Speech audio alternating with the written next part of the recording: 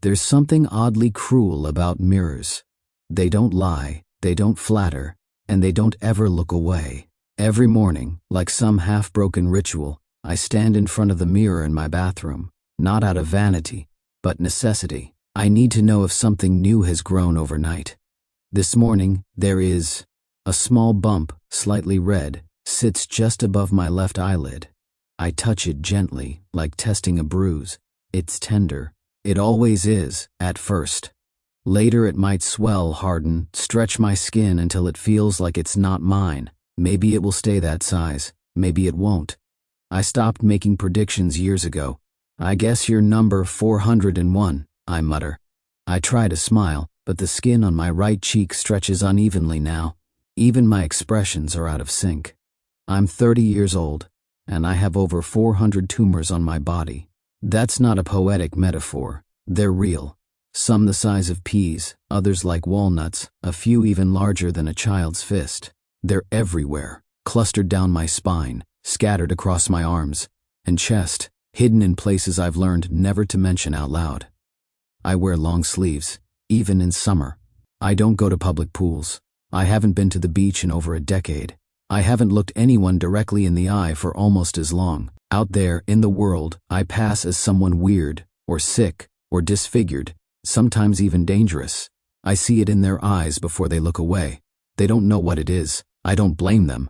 Most doctors don't either. What I have is called Gardner syndrome. It's rare, like win the lottery twice kind of rare, a genetic condition that causes benign tumors, polyps, and sometimes worse, cancer. I was 8 years old when they diagnosed me. 1 year later, I had most of my colon removed. That's when the bumps began. I call them tumors because that's what they are. Not cancerous, at least not yet, but still, tumors. They don't just grow, they announce themselves, loudly, painfully. They change the shape of my back, the curve of my jaw, the way shirts hang on my frame. They even change the way I sleep. I've learned to lie on my left side, very still, like a man preserving some fragile structure made of glass and ache. People ask if they hurt. Not all of them, I say, just the ones pressing against nerves, or the ones that get infected, or the ones on my scalp that make brushing my hair feel like medieval torture. But pain? Pain isn't the worst part. It's the looks. People stare, kids point, adults whisper or pretend not to see. Sometimes they ask. Most of the time they don't. I've learned to read silences better than any spoken question. I've become fluent in awkward pauses and diverted glances. At the supermarket, once, a woman moved her child to the other side of the aisle just because I walked past. She didn't say anything. She didn't need to. Her body did the talking. I went home and didn't leave my apartment for 5 days. I live alone now, in a small town in Montana. Rent's cheap, people mostly mind their business, and the winters are long enough that everyone wears coats. Layers are a gift. They hide things. They let me pretend I'm just cold, not covered in growths. I work freelance, graphic design mostly, logos, websites, sometimes children's book illustrations. It's ironic, I guess, that I spend most of my days drawing perfect curves, smooth lines, smiling characters with spotless skin. Sometimes, I stare at my screen and wonder if the people hiring me would feel the same if they saw me in person. There's a cactus on my windowsill, small, sharp, unbothered by neglect. I like that about it. It survives without needing much. Some days I talk to it, not in a crazy way, just casually, like it's the only thing that listens without reacting. There's a letter in my drawer, unsent. It's addressed to Ryan, the only friend I ever really had. We grew up together. He lived next door, played video games with me, even when the other kids wouldn't. In high school, he defended me once, got punched in the face for it. That was the day I knew I loved him like a brother. We lost touch after graduation, or maybe I let go first. I was tired of seeing pity in his eyes, tired of pretending I was okay, so I drifted, and he moved on. Last I heard, he's a mechanic in Oregon, married, I think, maybe with kids. The letter is short, just a few lines. I don't even know if the address is still valid. Hey man, I'm still here. Thought you should know, I never sent it. I don't know why. Maybe I'm waiting for something, a sign, a reason, a moment of courage, or maybe, deep down, I'm afraid he won't write back. This morning, after discovering tumor number 401, I stare at the envelope again. Still sealed, still useless. The mirror behind me reflects a man I barely recognize. Not because of the tumors, I'm used to them. It's something else, a hollowness. A man waiting for something to change, but too tired to reach for it. But today, for some reason I can't explain, I leave the envelope on the kitchen table instead of putting it back in the drawer. When I was 8, the word pain started to mean something very specific. It wasn't a scraped knee or a bee sting anymore. It was a dull, twisting pressure deep in my stomach, always sitting there, waiting. It would strike without warning, during math class, while brushing my teeth, even in the middle of the night. My mom would find me curled on the bathroom floor, pale and shivering. Too afraid to call for help because I didn't want to wake anyone. We thought it was food at first. Too much soda, too little fiber, maybe stress. I was a quiet kid, always had been. I kept things in, held things tight, but then the bleeding started. Dark red streaks on the toilet paper, small at first, then not. My mom, Sarah, took me to 3 different doctors before anyone took her seriously. They said it was probably hemorrhoids, maybe a tear, maybe I was constipated. No one said, cancer, not yet. Dad didn't come to the appointments. He was always working, or that's what he said. He was a former Marine, the kind of man who didn't believe in complaining. If something hurt, you pushed through. You didn't talk about it. You didn't let it win. He thought I was soft. Maybe he was right. Eventually, Mom demanded a referral to a pediatric specialist in Denver. We drove 4 hours in silence. I remember the hum of the tires on the highway, the way she gripped, the steering wheel like it might fly out of her hands if she let go. She didn't cry, not once, but when we checked into the clinic, her voice cracked for the first time in weeks. That day was long. Blood tests, scans, a colonoscopy I don't remember because of the anesthesia. What I do remember is waking up and seeing my mom sitting beside the bed, holding my hand so tight her knuckles were white. Her face was calm, but her eyes were oceans. The doctor came in a while later. His voice was too gentle. That's how I knew it was bad. He said I had Gardner syndrome, a rare genetic disorder. He explained polyps in my colon, tumors under the skin, a lifetime of monitoring, cancer risks, surgeries, pain. I didn't understand most of it. I just stared at the tube in my arm and tried not to cry. A week later, they scheduled my first major surgery. I don't remember saying goodbye to my dad. I'm sure I did, but it's a blur. He wasn't there when I woke up from the operation. Mom was. She always was. She stayed in a plastic chair beside the hospital bed for 3 days, slept in her clothes, ate vending machine crackers. She braided my hair with trembling fingers and whispered that I was brave. So brave. The surgery took out most of my large intestine and part of my small one. I was 9. I weighed barely 60 pounds. That summer, while other kids played baseball and rode bikes, I learned how to live with an ostomy bag. I learned how to clean surgical wounds, and how to read the look in my mother's eyes when she was trying not to break. The first tumor appeared just before school started again.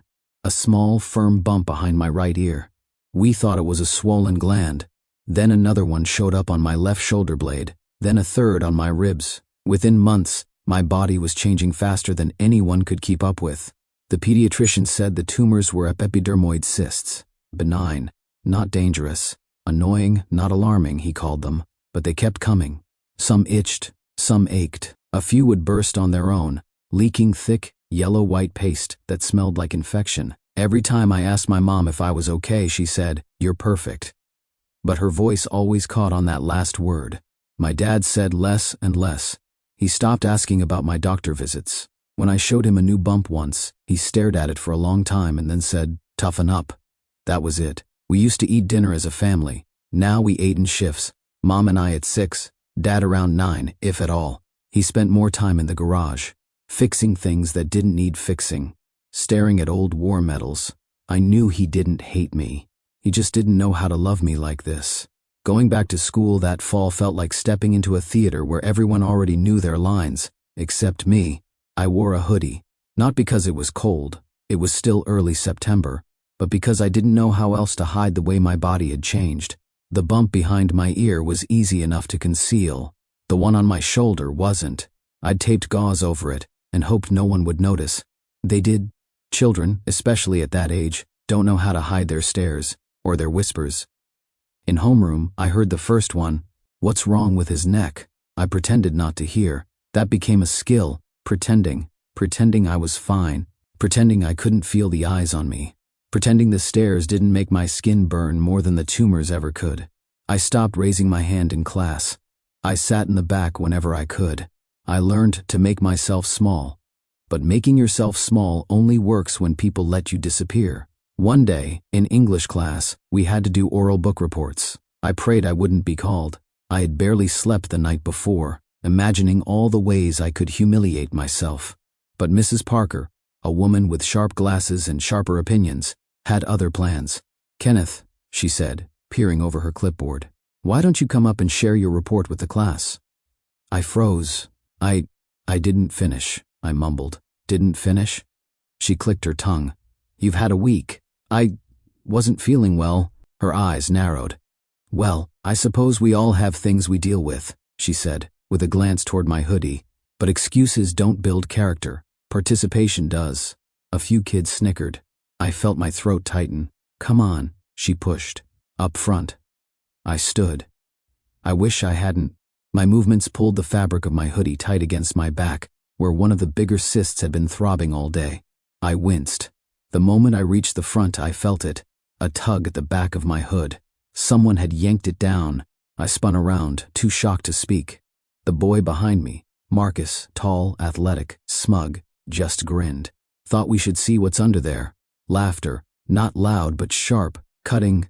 I pulled the hood back up and stared at the floor. Mrs. Parker didn't say a word. That night, I cried in the bathtub, not because of the pain, though the cyst on my back had started bleeding again, but because I'd never felt so exposed, so disgustingly visible, like my skin wasn't mine, like it had betrayed me. I didn't want to go back, ever. Mom tried to talk to the school. She even showed them my medical records. Mrs. Parker apologized, but only because she had to. "They don't get it," Mom told me. "But that doesn't mean you stop showing up." Easy for her to say. She didn't have kids laughing at her in the hallway.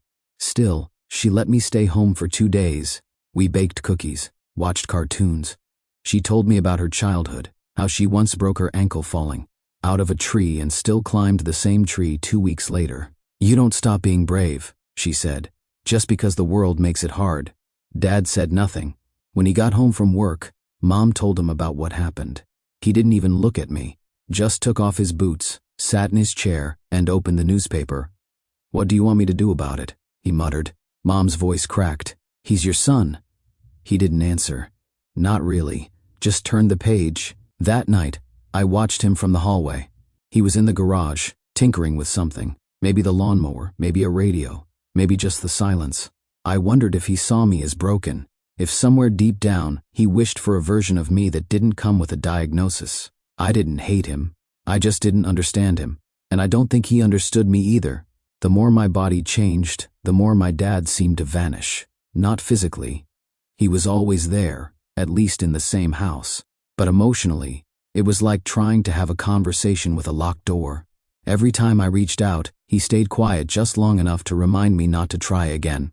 He didn't come to the hospital anymore, not even for checkups. Mom said he couldn't handle it, that watching me get poked and scanned and cut open reminded him of things he'd seen in war. But I wasn't a memory. I was his son. Once I left one of my post-op bandages on the kitchen counter by accident. He found it before school and slammed the door so hard it rattled the walls. That night, I overheard them arguing in the living room. "He needs you," Mom said. "He needs to toughen up," Dad replied. I never brought it up. I just folded further into myself. By the time I was 10, I had close to 30 visible cysts. The largest ones were on my back and neck, but some had begun spreading across my chest and arms.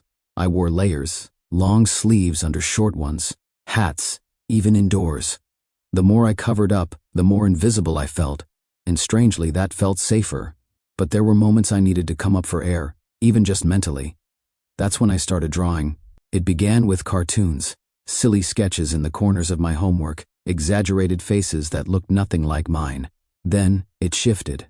I started sketching people with patterns growing from their skin, vines, bricks, feathers. Sometimes the growths looked painful, sometimes beautiful, sometimes both. One night, I drew a boy whose back was covered in glass, reflecting everything he wished he could say. Mom saw one of my drawings and didn't say anything for a long time. Then she touched the paper like it might shatter. "You should keep going," she whispered. This is something." Drawing gave me a way to move without moving, to scream without making a sound. I could bend the body on paper in ways I couldn't in real life. I could erase what didn't feel right. I could make something ugly, mean something, but even art couldn't change what was happening inside me. When I was 11, my doctor sat me down and told me something I didn't fully grasp until years later. These growths, they're not going to stop. Gardner syndrome doesn't just go away. You'll have them for the rest of your life. Some will grow, some might get infected, some could become cancerous. We'll do what we can, but there's no cure. I nodded. I didn't cry. I don't think I even blinked. I just remember walking out of that room and feeling like the hallway was too long, like the light above me flickered a second too long, like everything in my life would now stretch into a future I couldn't plan for. That night, I drew a boy underwater, tangled in wires, but still breathing. By the time I turned 13, I had mastered the art of disappearing, at least socially. Middle school is a cruel place for anyone who's different. For me, it was a battlefield where I never stood a chance. Kids didn't need to know my diagnosis to know I wasn't like them. All they needed was a glance at the back of my neck, the uneven way my shirt hung on my shoulders, or the way I walked, slow, careful, always trying to avoid triggering a sore spot. They didn't call me names to my face, not often. They didn't have to. The snickers, the glances, the group silences when I entered a room, those were louder than words. I tried, at first, to be normal. I wore the same sneakers everyone else wore, tried to laugh at the same jokes, studied the way popular boys spoke, how they tossed their backpacks over one shoulder like it didn't matter, how they never looked afraid. But no matter how hard I tried to blend in, I stuck out. There was always something. The bump on my forehead that grew too big to hide. The way I flinched when someone slapped me on the back. The gym class where I changed in a bathroom stall just to avoid stares. The truth is, when you carry something visible and permanent, something the world doesn't understand, you stop being a person. You become a symbol, a walking question mark, a warning. Except to Ryan, he was the only one who didn't look at me like I was made of something foreign. He moved into our neighborhood when I was 10. We met at the mailbox. He was wearing a Jurassic Park t-shirt and holding a beat-up Game Boy. "You like dinosaurs?" he asked. I nodded. He shrugged. "Cool. You want to play Mario?" That was it. No hesitation, no sideways glances. Just a kid offering me a controller like I was anybody else. At school, he sat next to me in math. He was better at making friends than I was, but he never left me behind. If he got invited to a birthday party, he made sure I was invited too. Sometimes I went. Most times I didn't. Crowds made me nervous. But he never took it personally. We spent hours in his garage building model airplanes and trying to make rockets out of soda bottles and duct tape. It was the one place I didn't wear my hoodie. The one place I didn't feel like I had to explain anything. Ryan never asked about my condition, not directly. One day, when we were 13, he looked at one of the larger cysts on my arm and said, "Does it hurt?" "Sometimes," I answered. He nodded. "Okay. If it ever hurts too much, you can hit me with it like a weapon." We both laughed. He made it okay to laugh. That was his gift. Still, even with him around, school felt like a minefield. One wrong step, one moment too slow to react to a dodgeball, one shirt that clung too tight, and I could feel the atmosphere shift. People didn't need to say anything. They never really do. Shame is fluent in silence. There was a moment, once, during lunch, when someone asked if I was contagious. They said it loud enough for the table next to us to hear. I froze. Ryan didn't.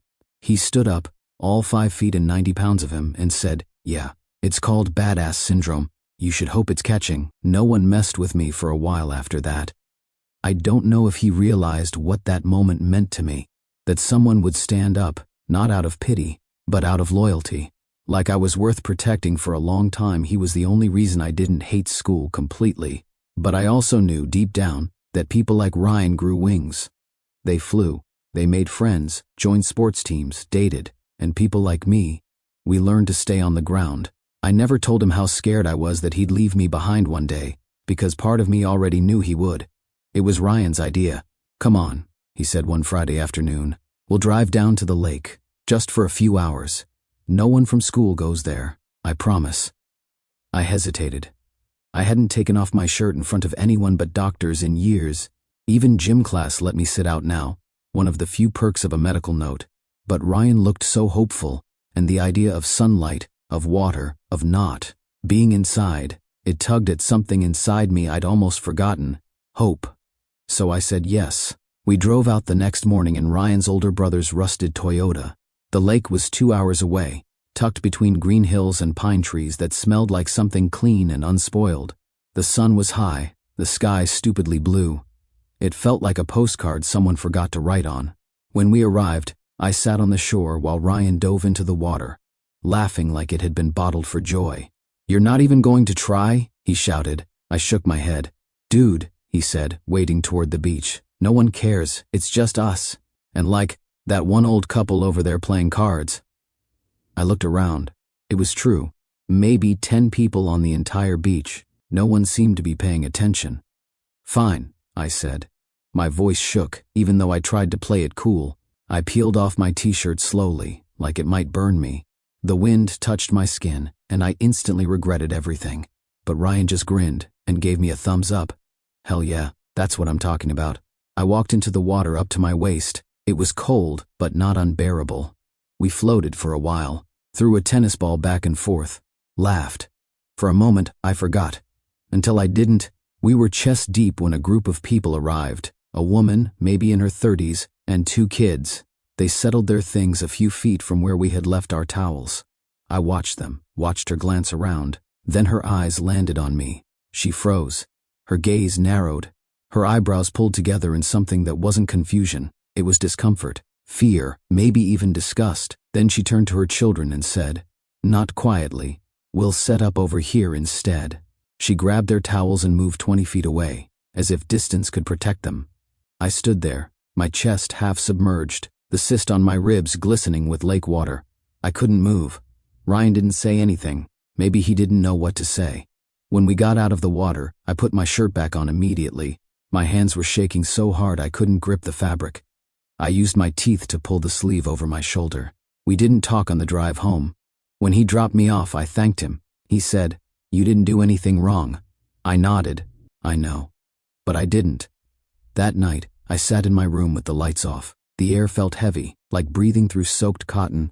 I stared at my ceiling, wondering what it would feel like to never go outside again, to just stop existing in front of people, not die, not really, just vanish. I didn't cry. I was past that. I felt blank. At some point, Mom knocked on the door. "You okay, sweetheart?" "I'm fine," I lied. She stood there for a moment. I think she knew.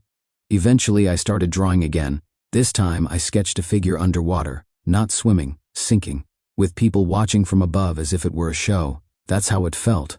Like I was on display, not a person but a curiosity. A mistake in human form. For the first time, I wished I could shed my body like a skin. For the first time, I wished I could be someone else. They stopped counting after surgery number 35. At some point, keeping track felt like collecting scars just to display them. Like I was supposed to be proud of how many times I'd been sliced open, stitched up, sent home. But I wasn't proud. I was tired. Between the ages of 10 and 17, I went under the knife at least 50 times. Some were quick, outpatient removals of cysts that had grown too large too fast or had become infected. Others were full-blown operations, general anesthesia, breathing tubes, the works. By the time I hit high school, hospitals no longer scared me. They dulled me. I knew the routines by heart, the check-in forms, the weight check, the questions about allergies, the plastic bracelets snapping onto my wrist. I knew the smell of antiseptic and the particular coldness of hospital sheets. I knew how to lie still while someone drew blood, how to count backwards, from 10 without panic, how to hold my breath during a scan. I also knew the sounds, the beeping monitors, the buzz of fluorescent lights, the whisper of nurses changing shifts at 2 a.m. My body adapted. My mind floated. I stopped asking what each surgery was for. I didn't want to know. I trusted Mom. If she said it was necessary, I nodded. If she packed my hospital bag, I didn't ask where we were going. I just followed. She was always there. Every time. She never missed a single procedure. She sat in hard plastic chairs for hours, reading the same dog-eared novel. always turning back to the first chapter when she couldn't focus. She held my hand before I went under and was the first face I saw when I woke up. She never cried in front of me, but once, when she thought I was asleep, I heard her sobbing quietly in the corner of the hospital room. I didn't say anything. I just stared at the ceiling and wondered if this would be the time I wouldn't come back. Dad rarely showed up. Sometimes he'd call the hospital the next day, ask how I was doing, and then hang up before Mom could pass me the phone. Other times, I'd come home to find he'd fixed something in my room. A loose hinge on the closet door, a flickering light bulb. Like his version of parenting was measured in repairs, not words. At some point, I stopped expecting more. I became good at pain. It was the one skill I developed better than any other teenager I knew. While my classmates worried about prom or acne, I was learning how to breathe through stitches, how to sleep upright when my back was raw from incisions, how to smile when people visited so they wouldn't feel sorry. That smile, it was fake, practiced. I used it often. Doctors praised my tolerance for procedures. Nurses said I was the easiest teen patient they'd ever had. I wanted to tell them that it wasn't tolerance. It was surrender, a kind of numbness that looked like bravery if you didn't know better. I still drew. In recovery, I'd ask for pencils and napkins, or whatever they had. My lines were shakier but more detailed. I drew machines wrapped in vines, syringes growing like trees from the ground, hands reaching through wires. I drew a version of myself once, a boy with zippers all over his body and inside. Each opening was something different: clouds, knives, clocks, flowers. No one saw it but me. The 50th surgery was supposed to be routine. A cluster of cysts had grown too fast along the base of my spine, pressing against nerves and making it hard to sleep.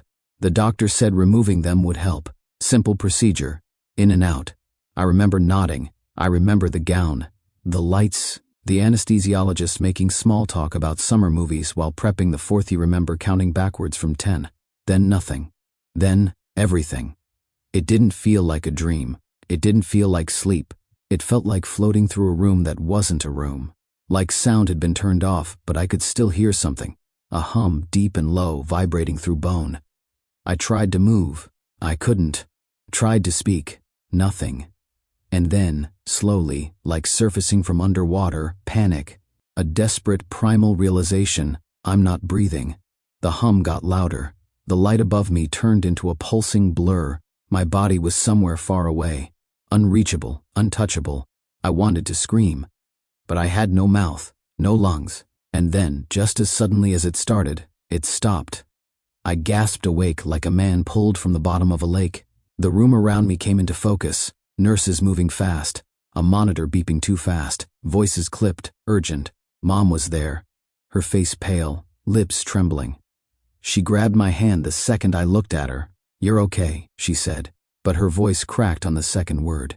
"You're okay, baby." I didn't speak. I couldn't. Behind her, standing stiff and silent near the door, was my father.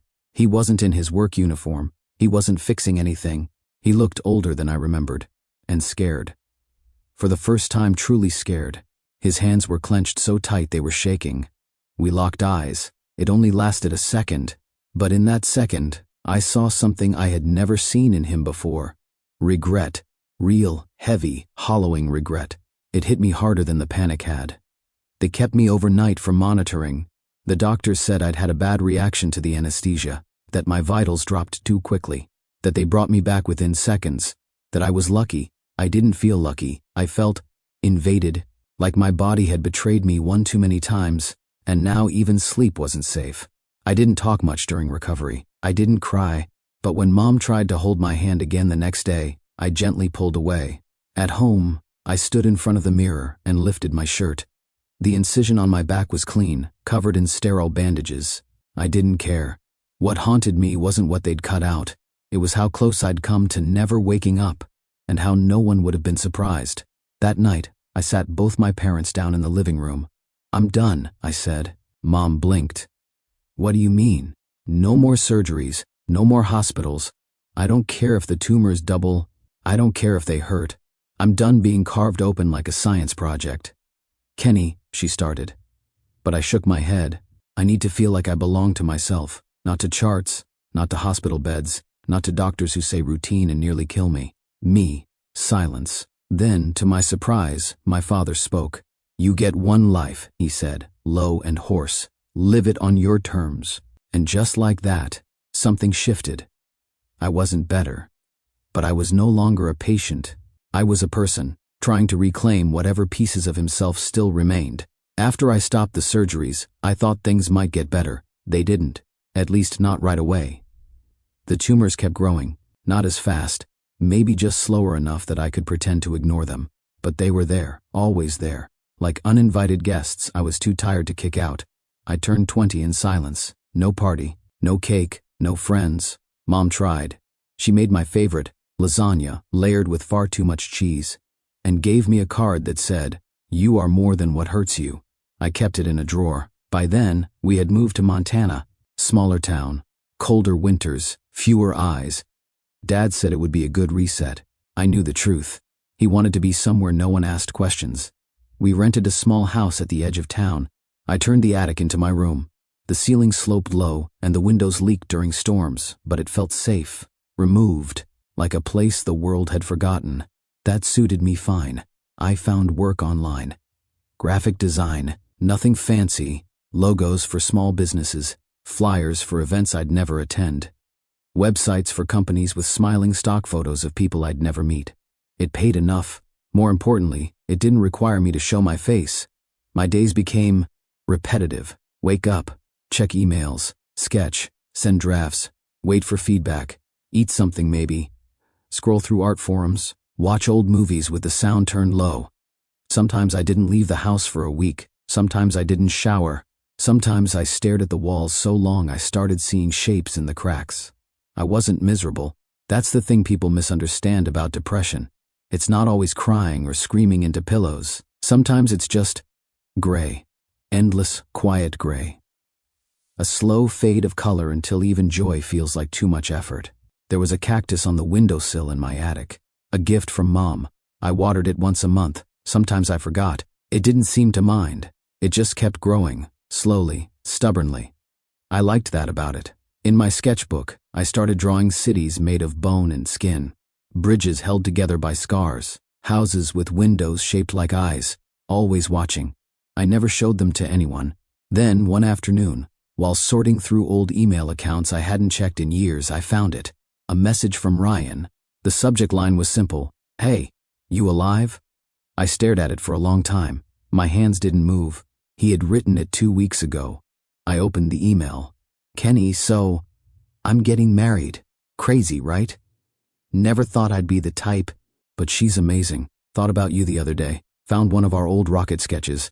Man, we were such nerds. Anyway, I don't know if this is still your email. If it is, you should come.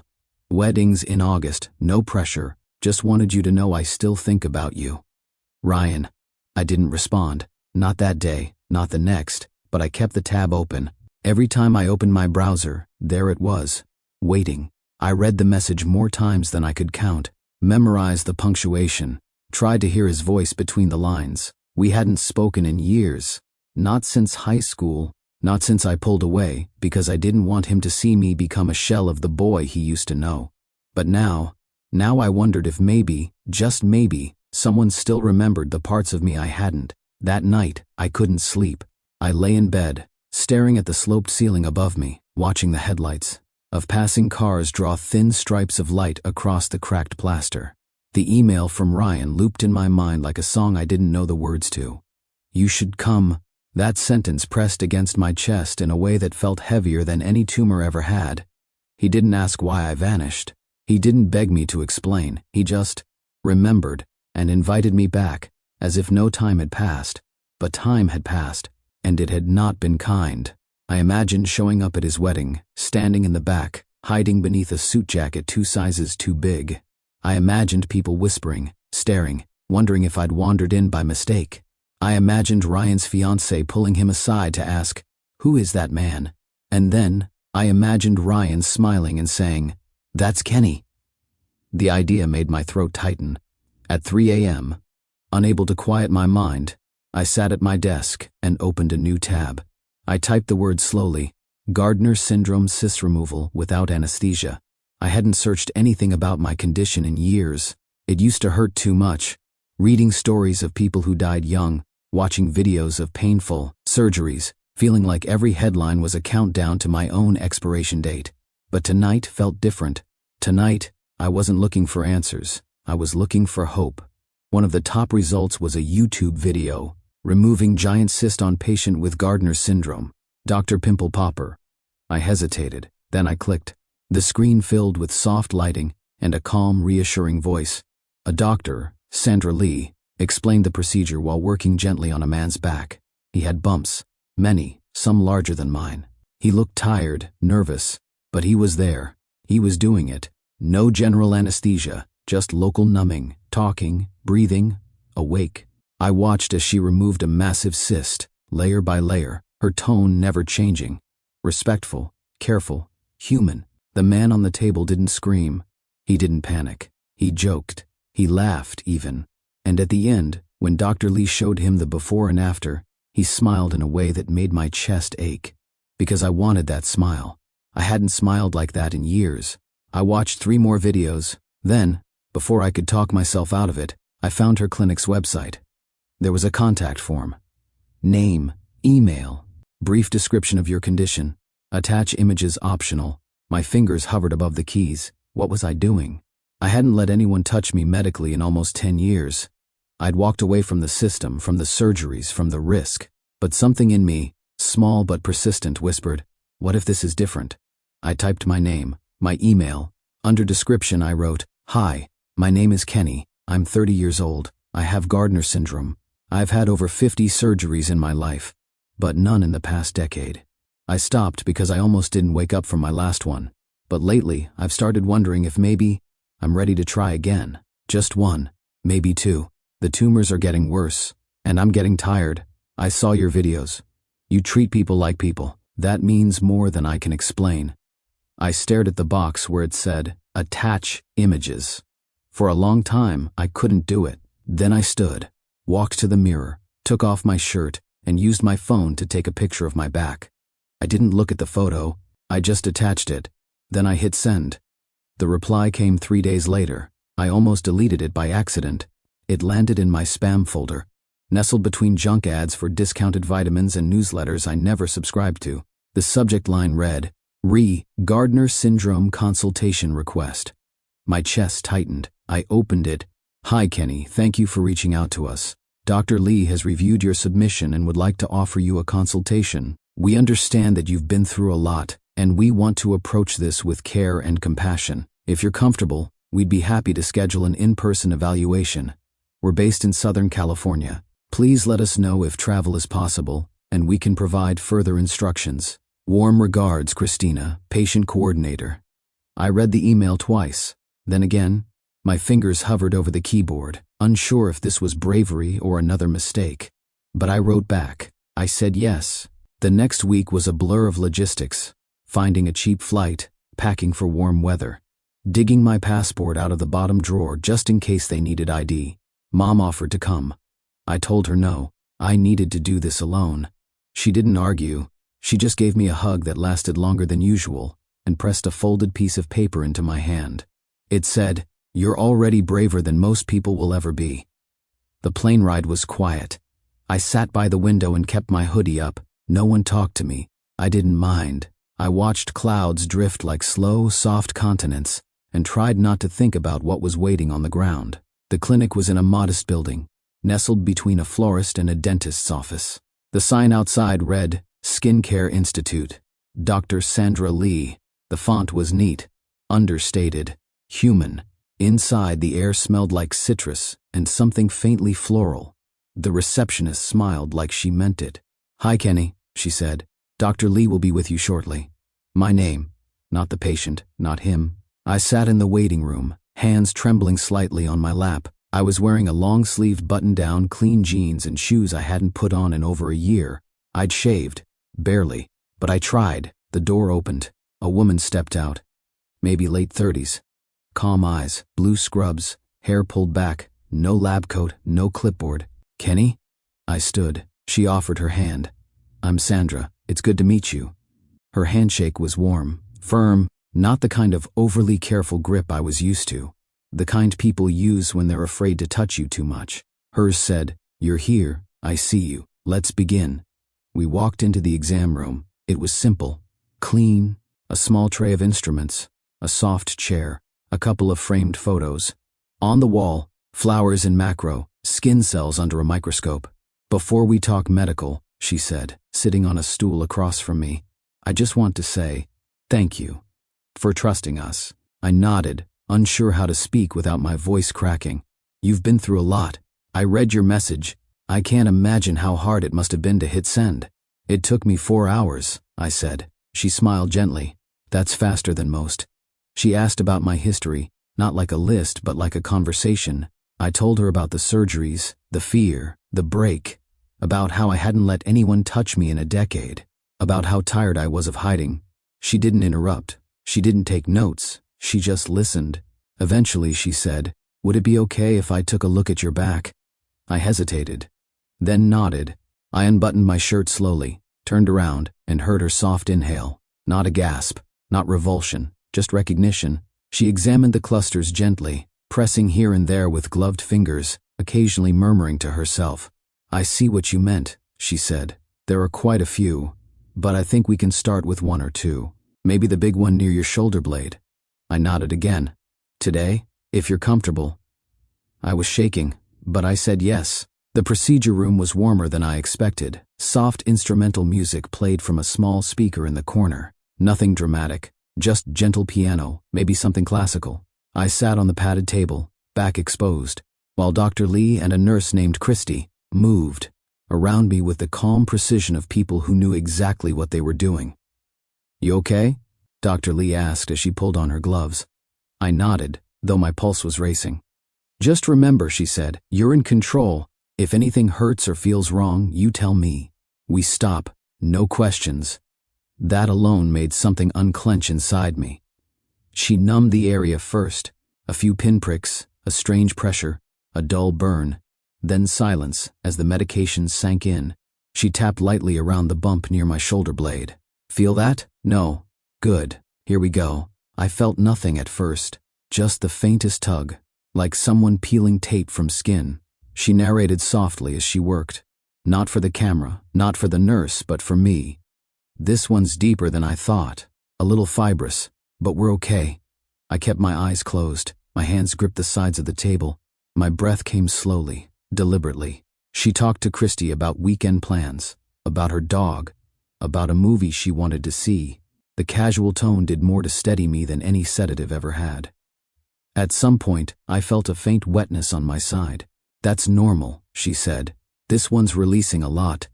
You're going to feel lighter, I promise." She wasn't wrong. After 20 minutes, she stepped back. "Done," she said. "Want to see?" I hesitated, then nodded. She held up a small mirror while Christy angled another behind me. There it was, a patch of skin, clean, flat, no bulge, just a thin red line where the mass had been. For a second, I couldn't breathe. It had been so long since I'd seen a smooth part of my body, untouched, unwarped, mine. "It's gone," I whispered. "It's gone," she confirmed. I blinked fast. "Can I touch it?" "Of course." I reached back carefully, fingers grazing the line of gauze. The skin was sore, but not painful. Not like before. And for the first time in a very, very long time, that part of me didn't feel foreign. It felt like me. "I don't even know what to say," I murmured. "You don't have to say anything," she said. "You just have to heal. That's the only job right now." I nodded. She bandaged me up carefully, then helped me sit upright. "You did great," she said. "Better than most people on their first go." It felt like less than I imagined, I admitted. Not in a bad way, just smaller, simpler. "Pain builds things up in our heads," she said. "Fear builds cathedrals, but reality, it's usually a hallway. You just have to walk through it." I smiled, genuinely this time. It caught me off guard. My cheeks didn't know how to move like that anymore. We scheduled a follow-up for the next day, just to check for infection. She said we'd take it one bump at a time. No rush, no pressure. Back at the hotel, I stood in the bathroom and peeled back the gauze again. I stared at the flat skin for a long time. It wasn't dramatic. It didn't look like a miracle. But I knew what it meant. This was more than a scar. It was proof that I hadn't given up, and that maybe, just maybe, I didn't have to. In the months that followed, I went back to Dr. Lee's clinic 4 more times. Each visit removed a little more than just a cyst, a cluster on my jawline, a pair near my clavicle, one stubborn bump that had haunted the back of my neck for nearly a decade. And with each extraction, I felt something loosen inside me. The weight I'd carried, invisible but constant, began to shift. My posture changed. My breath came easier. I caught my reflection in the window of a coffee shop one day and didn't immediately look away. The scarring was minimal. Dr. Lee was meticulous, kind. Every time I left her clinic, I walked out a little straighter. I wasn't cured, but I was changing, and change, no matter how small, has a way of rippling through your entire life. I started taking walks, short at first, just to the end of the street and back, then around the block. Then one Saturday, I went downtown, bought a new sketchbook from a local art store, and talked to the cashier. For a whole 3 minutes without checking if they were staring. They weren't. At home, I began to draw again, but this time, the images were different. No longer cities of bone, no longer boys drowning in wires. Instead, I drew trees growing from stitched-up wounds, mouths that sang even when cracked, eyes that glowed through shadow. I drew people climbing out of themselves, older versions, broken versions, and stepping into new skin. It wasn't pretty, but it was honest. I didn't plan to share any of it. But one night, after finishing a piece I couldn't stop staring at, a figure with vines, spiraling from their back where tumors used to be, I snapped a photo and uploaded it. No name, no story, no context. Just the image, posted on an anonymous art account I hadn't touched in over 5 years. I didn't expect anything, but the next morning, it had over 100 likes. By evening, it was 1,000. Comments poured in. I feel this in my soul. This is what healing looks like. I don't know who you are, but thank you. I sat at my desk, stunned. I'd spent most of my life hiding. From stares, from pity, from judgment. And now, here were strangers, praising something that had come directly from that pain. They didn't ask what it meant. They just felt it. I posted another piece the next day, and another the week after that. My inbox filled with messages, people sharing their own stories, their own scars, their own longing to be seen. Some were artists, some weren't. Some were just people saying, me too. It was overwhelming. But it was also something else. It was connection. For the first time in my life, I wasn't invisible. I didn't have to show my face. I didn't have to explain. The art spoke for me. I began to look forward to creating, not as an escape, but as an invitation. Each sketch became a thread thrown into the void, and somehow, miraculously, people were reaching back. I wasn't sure where it was going, but for the first time in a long time, I didn't need to know. The post that changed everything was never meant to be personal. It was a self-portrait, kind of a half-body figure, back turned to the viewer, with thin scars weaving like branches along the spine. The shoulders were slightly hunched, but there was light breaking behind them, soft, golden, like a dawn just beginning. I titled it, Still Here. I uploaded it late at night like the others. No hashtags, no explanation. Just the image. By morning, it had gone viral. But not in the way I hoped. Someone, I never found out who, had traced the artwork to my old anonymous accounts. They dug up a photo I didn't even remember uploading, a candid from one of the clinic follow-ups, showing my back post-surgery. Clean. Red lines, but healing. They made a meme. On the left, the medical photo, slightly blurred. On the right, my drawing. Caption, when the tumor leaves but the trauma stays. It was shared thousands of times. Reddit, Instagram, even Twitter. People laughed. Damn, bro, your spine got Wi-Fi. Is this the new iPhone background? Someone call a therapist and a chiropractor. I stared at the screen, numb. Each word hit like a slap. Not because they misunderstood, but because they saw too much. The drawing had been vulnerable. The photo had been real. Together, they stripped me bare in front of the world. I logged off everything, deleted the app, closed the laptop, sat in my room for hours, unable to draw, unable to move. For the first time in months, I felt the old weight return, that familiar gravity of shame, pulling my shoulders down, whispering, you should have stayed hidden. I didn't eat the next day, didn't sleep the next night. Mom noticed, of course, asked if I was okay. I said I was fine. But inside, I was unraveling. What hurt the most wasn't the meme. It wasn't even the comments. It was the realization that maybe I'd been foolish to think the world had changed, that maybe scars, no matter how honest, were never meant to be seen. That night, I opened my art folder, hovered over the delete all button, and then, a notification. One last message had come through before I shut the account down. It was from a user I didn't recognize, no profile picture, no name, just a few words. Your art made me feel like I wasn't disgusting. Please don't stop. I read it 3 times. Then again, it wasn't long, it wasn't dramatic, but it was enough. Because I knew what it meant to feel disgusting, to wake up and hate your reflection, to believe for years that your body was the enemy, that you weren't allowed to be seen. And if even one person out there had felt less alone because of a sketch I made in the dark, maybe that meant something. Maybe that was worth the pain. Maybe it was time to stop hiding, not just behind lines and shadows, but for real. I didn't make the decision in one moment. It wasn't some dramatic turning point, no tearful monologue or cinematic music playing in the background. It came quietly, after days of silence. After waking up one morning, looking in the mirror, and realizing that shame had taken enough. I kept thinking about that message. Your art made me feel like I wasn't disgusting. Please don't stop. It was anonymous, short, but it echoed in my bones, louder than any insult ever had. It reminded me that my story wasn't just mine, that maybe in telling it fully, raw and real, I could build a bridge for someone else who thought they were too broken to cross. So I sat down at my desk and opened a blank document. Not to draw, to write. It was harder than I thought. I didn't know where to begin. Every sentence felt like a risk. Every memory, a bruise I had to press again. But I kept going. I wrote about the tumors, the childhood surgeries, the time I almost died, the attic room, the art, the silence. And then I wrote about Dr. Lee, about how someone saw me, not as a body to fix, but a person to care for. It took 3 days. When it was done, I stared at the words on the screen and whispered out loud, "Okay." I set up my phone on a stack of books, natural light from the window, no filters, no script, just me, sitting in a plain chair, wearing a plain black t-shirt, my face, my voice, my story. I hit record, and for the first time in my life, I told the truth, out loud, to the world. I'm Kenny. I'm 30, and I have over 400 tumors on my body. I didn't cry, I didn't smile, I just spoke.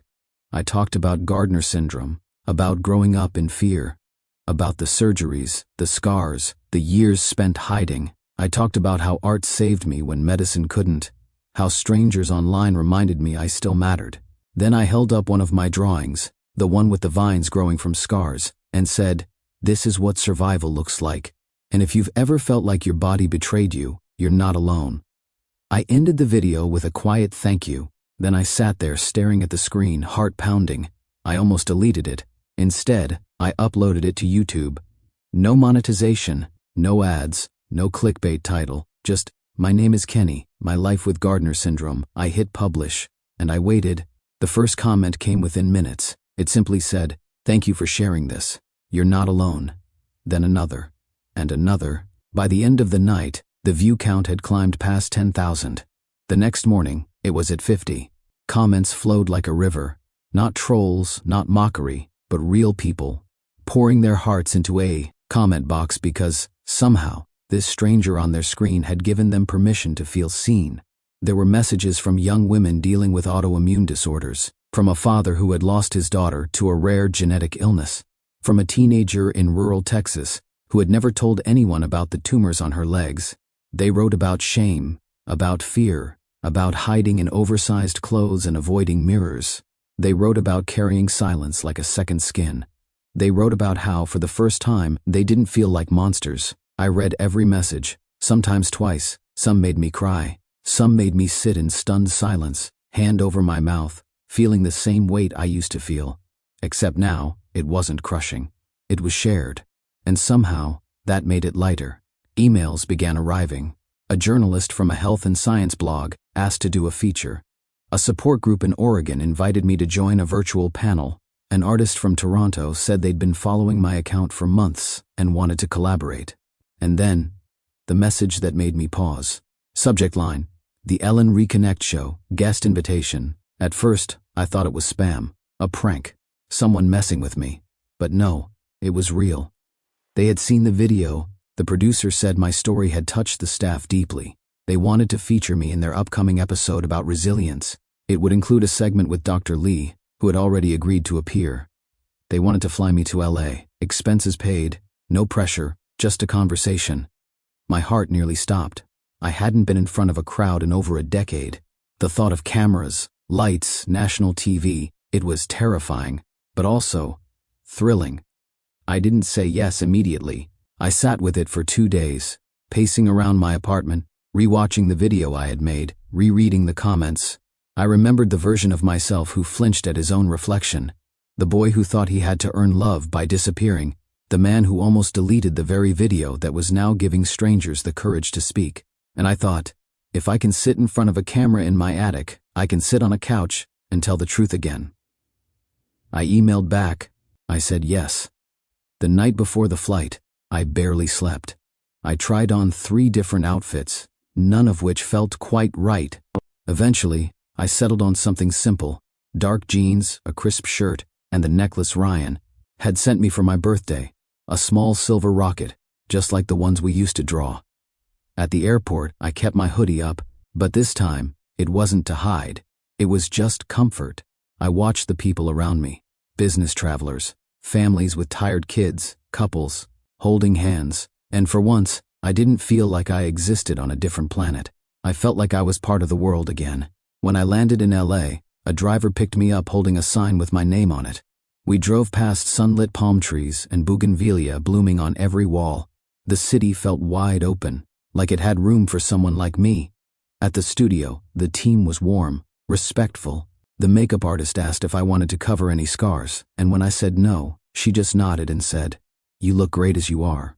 Backstage, I sat in a quiet room with a bottle of water in my hand, heart thumping so loud I could hear it echo in my ears. Then came the knock. 5 minutes, Kenny.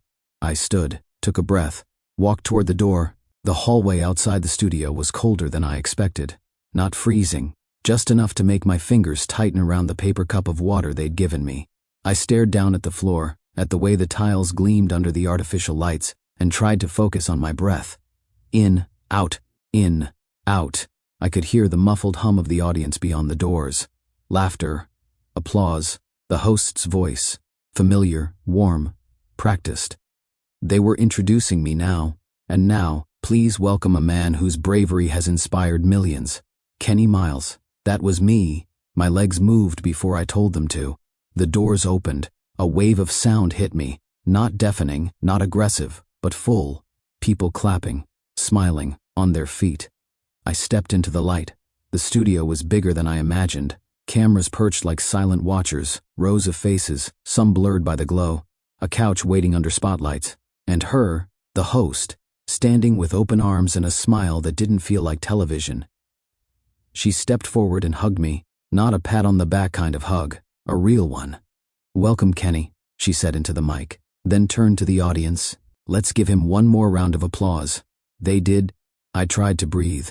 We sat. The couch was softer than I thought it would be. The lights were warm, and yet for a second, I could feel the sweat on my neck, the tremble in my knees. "Thank you for being here," she said gently. "I know this isn't easy." I nodded. "It's surreal." She smiled. "Let's start simple. Who is Kenny?" That made me laugh. A small, nervous sound. "Honestly," I said, still figuring that out. The audience chuckled. "But for most of my life," I continued, "Kenny was the kid with tumors, the medical mystery, the boy in the hospital bed. Then later, he became the guy who disappeared, the one who wouldn't answer calls, who wore hoodies in summer, who kept his camera off in every Zoom meeting. And now?" she asked. I paused. "Now. He's here, telling his story." The audience clapped again, not thunderous, gentle, encouraging. She leaned forward slightly. "Tell us about Gardner syndrome, about what life has been like living with it."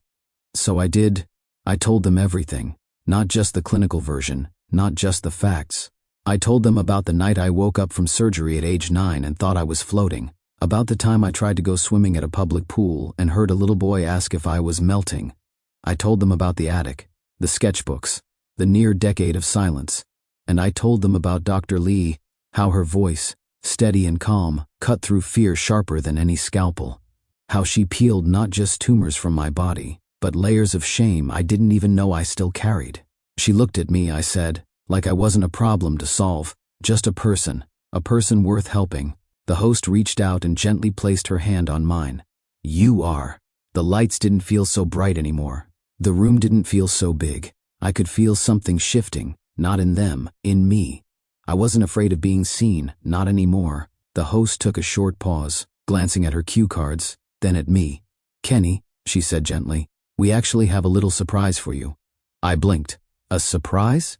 Before I could respond, she turned toward the audience. There's someone who's been watching your journey quietly, and when we reached out to them, they told us they'd love to be here for this moment. Someone from your past. Please welcome. I didn't hear the rest, because the studio door opened, and he walked in. Ryan, older now. His hair was shorter, streaked with early gray at the temples. He wore a navy button-down shirt and jeans. No tie, no pretense. Just Ryan.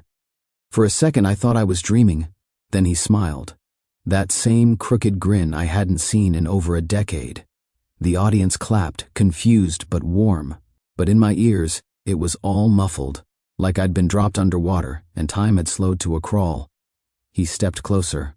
I stood, and suddenly we were hugging, fiercely, silently, like two people trying to rebuild a bridge without speaking. He pulled back just enough to look at me. Still hate phone calls? He asked, eyes shining. I laughed, a real open laugh, and nodded. With a passion, the host looked visibly moved. You two go way back? Ryan nodded. Since we were kids, Kenny was the brave one, even then. That's not how I remember it, I muttered. Ryan turned to me. You disappeared, man, and I was angry for a long time. Hurt. But seeing you here now, it makes sense. You weren't running from me, you were surviving. I swallowed hard. I didn't think you'd understand. I didn't either, he said, but I do now.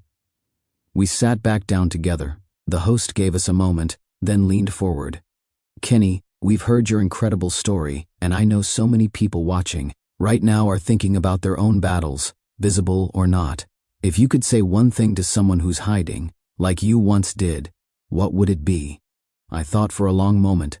The cameras were on me, millions watching, but it didn't feel like pressure. It felt like permission. I'd say, I began slowly, you don't have to be brave all the time. You're allowed to be scared, to fall apart, to not know how to begin. But I promise, the world is softer than it seems. There are people out there who will meet you where you are. You don't have to fix yourself to be loved. A silence swept the room, and then, the first quiet clap, then another, then the whole studio on their feet. The host wiped a tear discreetly. Ryan reached over and squeezed my shoulder. I had never felt more exposed, and never more whole. Just before the segment ended, a young woman from the audience raised her hand during the Q&A. The mic was passed to her. She looked maybe 22, nervous, but determined. Hi, thank you for your story. She paused, swallowed. I was wondering, do you regret anything? Like, not doing this sooner? I nodded slowly, thoughtfully. I used to, I said. I used to regret every missed birthday, every wedding I skipped, every time I let a friend go without explanation. I carried guilt like it was stitched into my skin. I looked toward Ryan, then back to the woman. But now, no. I don't regret it, because I made it. I survived. My voice broke. But more than that, I'm still here, and I'm finally living. Another round of applause. But this one was different. This one felt like release. The days after the show felt still, not empty, not anticlimactic, just still, like the moment after a storm when the wind finally stops and all that's left is the sound of dripping leaves and your own breath. I stayed in LA for a few extra days. The producers offered to put me up longer, and I accepted, not out of vanity, but necessity. I needed time to absorb it all, because everything had changed. I wasn't anonymous anymore. My inbox was overflowing, not with offers or endorsements, but with people, real people, thousands of them. Messages that didn't just say great job, but I watched your video with my daughter who has neurofibromatosis. She said, he looks like me, and then she smiled for the first time in weeks. I'm a burn survivor. Your story made me walk outside without my jacket on. I didn't flinch when someone looked My brother has scars he never talks about. After we watched your episode, he told me everything. We cried for 2 hours. I printed some of them out and kept them in a folder. On hard days, I'd flip through, reminding myself that vulnerability is a seed. It falls where you least expect, and sometimes it grows into something beautiful. Dr. Lee texted me the morning after the show aired. Dr. Lee, so proud of you, Kenny. You had the whole room in tears, even me, and I never cry in scrubs.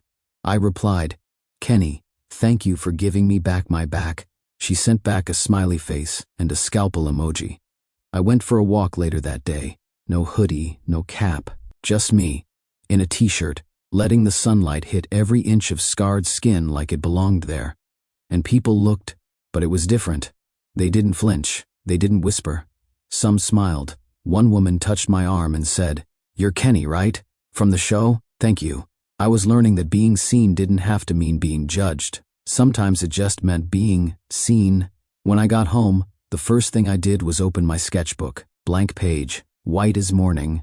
But instead of feeling pressure, I felt peace. For the first time, I didn't need to draw pain. So I drew growth, a body, my body, standing barefoot in a field of tall grass, scars blooming into flowers, not perfect, not symmetrical, but strong, rooted, soft in all the right ways. I named it, I stayed. A week later, I got an email from a small gallery in Portland. They'd seen my work online and wanted to feature it in a group exhibition called Bodies of Light. The theme was reclamation, visibility, becoming. I said yes. Then I asked, cautiously, heart in my throat, if I could do something bigger. My own show. They paused. Then they said, pitch it. So I did. I called it Where Skin Can Bloom. They said yes again. I had 3 months to prepare. And for the first time in my life, I felt like I was creating not from a place of hiding, but from a place of return. The gallery was quiet in the morning light. White walls, bare floors, my work, framed and mounted, glowing under soft lights like they had always belonged here. It smelled faintly of fresh paint and eucalyptus from the floral arrangements near the door. The night before, I'd barely slept, not out of fear, but anticipation, a kind I'd never felt before. Not the dread of being seen, but the thrill of showing something you've nurtured in the dark. I walked through the space slowly, just before opening. Each piece was a part of me. There was Vessel, a painting of a torso with stitches forming constellations across the skin. There was Inheritance, shaped like a tree, roots forming surgical tubing, branches blooming from surgical scars. There was Still Here, the piece I'd first posted online, now printed in large scale, centered on the back wall. And then there was Untitled, the last piece I'd finished just a few days ago, a portrait of me, sitting, looking straight ahead, no hoodie, no shadows, just skin, scarred, yes, but warm, human, alive. And for the first time, smiling. I didn't name it because it didn't need one. People would know. At 11 a.m. the doors opened. At first, just a few friends, a couple who had flown from Seattle just to see the show, then more. A man with a cane, a girl in a wheelchair, someone wearing a scarf to hide a tracheostomy tube. They walked slowly, some with tears, some with silence. They took their time. They weren't just looking. They were seeing. I stood off to the side, unsure whether I belonged in the spotlight or behind the frame, and then I heard a familiar voice. Soft, older. Kenny? I turned. It was my mom. She looked smaller than I remembered, more fragile somehow. But her eyes, those same deep brown eyes, held everything, fear, awe, guilt, pride. She stepped closer. I wasn't sure I should come, she said. I didn't want to make it about me. It's not, I said gently, but I'm glad you're here. We stood together in front of Vessel for a long time. Then she turned to me, her voice barely above a whisper. I didn't know how to protect you, she said. When you were little, I tried, but I didn't understand what you needed. I thought fixing things meant hiding them. I'm sorry. I reached for her hand. I know, I said. I used to be angry, but not anymore. You were scared. So was I. We both disappeared for a while. She squeezed my fingers. But you came back. So did you.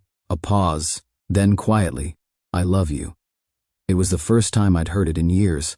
I love you too, Mom. We didn't cry, not then. We just stood, side by side, in front of a painting that spoke louder than either of us ever had. By 1 p.m., the gallery was full. People took photos, shared stories, left notes in the guest book that made my chest ache in the best way.